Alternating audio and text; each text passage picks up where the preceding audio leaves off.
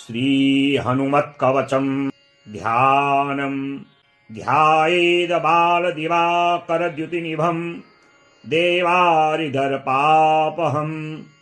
देवेन्द्रप्रमुखप्रशस्तयशसम् देदीप्यमानम् रुचा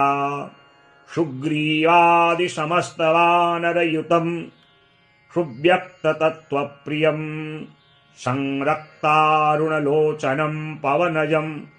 पीताम्बरालङ्कृतम्। श्रीहनुमते नमः। हनुमान् पूर्वतः पातु दक्षिणे पवनात्मजः पातु प्रतीच्यामक्षघ्नः पातु सागरपारगः उदीच्याम् ऊर्ध्वगः पातु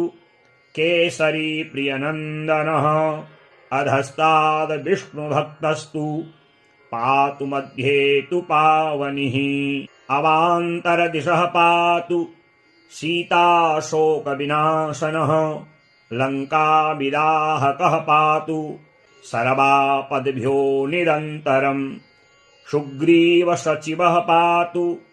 मस्तके वायुनन्दनः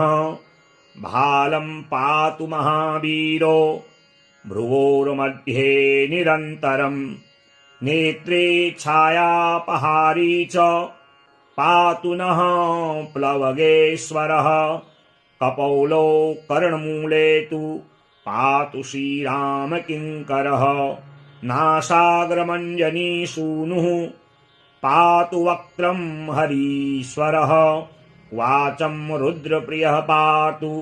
जिह्वां पिङ्गललोचनः पातु दन्तान् फाल्गुनेष्ठश्चिबुकम् दैत्यपादः पातु कण्ठं तु दैत्यारि स्कन्धौ पातु सुरार्चितः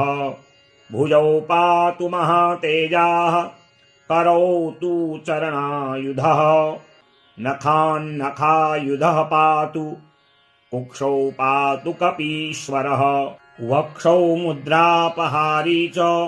पार्श्वे पातु भुजायुधः